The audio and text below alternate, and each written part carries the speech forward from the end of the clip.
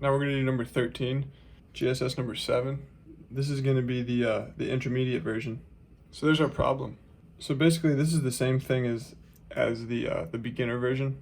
So you notice that you have this alcohol, like this is 2 alcohols on here. So you notice that with the methanol one, let me just show you real quick. With the methanol one, we got this product, and that represents this methanol group. The O and the line is represented here. So it added twice. That's basically, like, you know, the short story, little summary. So if we want to kind of try to visualize this one before we even jump into it, because you're going to want to be able to visualize as well as do mechanisms, and like let's see where things come from.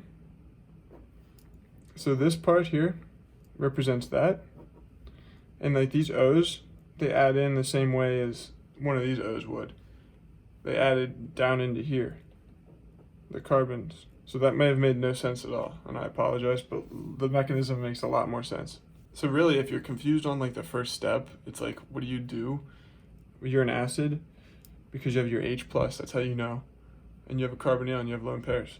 So whenever you're an acid with a carbonyl, I recommend protonating. So you're gonna notice that a lot of these start off kind of like similarly. There it is. Now it's time to bring in the alcohol, right there. You got lone pairs there, you got lone pairs there. So it's like, wait, are they both gonna go?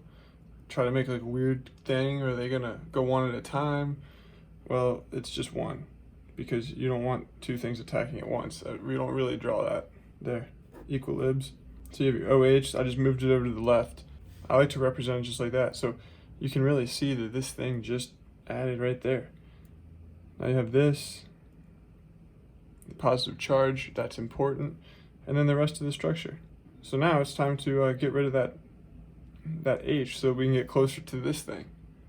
Because you always want to keep in mind the end product when you're doing a mechanism. So I'm actually going to deprotonate with the starting material, because you can do that too. Equilibrium arrows, going to take it down over here. That's where we're at. And the way this is oriented is a little strange looking. And Dr. MS had it written differently. Like, he oriented his carbons a little bit differently when he did it in class. But it's the same thing. And I like to see it this way because it's got the hat. I'm seeing my hat. So it looks more like what I'm doing. You know, I like to keep the same structures. I like to stay consistent. Consistency is key in understanding in the basics. So we just messed with this like whole thing over here. Now it's time to mess with this OH. How do we know that? Well, let's think ahead. If we turn it into a good leaving group, it can leave. Then there'd be a positive charge there.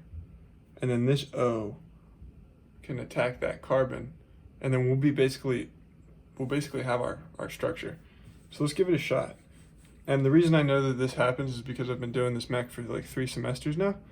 But once you do it a couple times, say 5 times, write it out, kind of really think about it, you'll be understanding it too.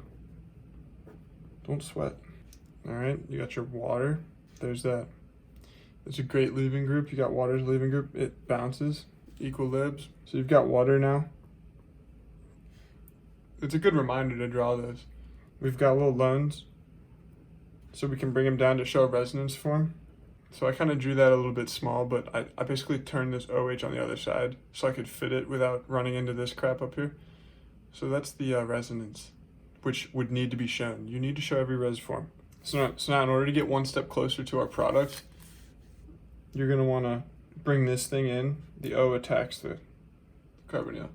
It was basically like the methanol coming in at the other one, except this whole thing is just one molecule, so it works out. Got to get your formal charges.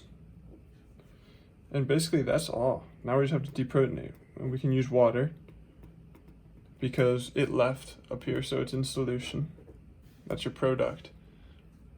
And that's about it, you know. That's the acetal formation from the carbonyl. I called it the intermediate version. But maybe it was easy for you, maybe it was tough. But either way, just write it out a couple times. Really try to think about it. Don't just memorize the steps, because memorization at this stage in the game, right now it's more about understanding. Big picture, protons moving, stuff like that.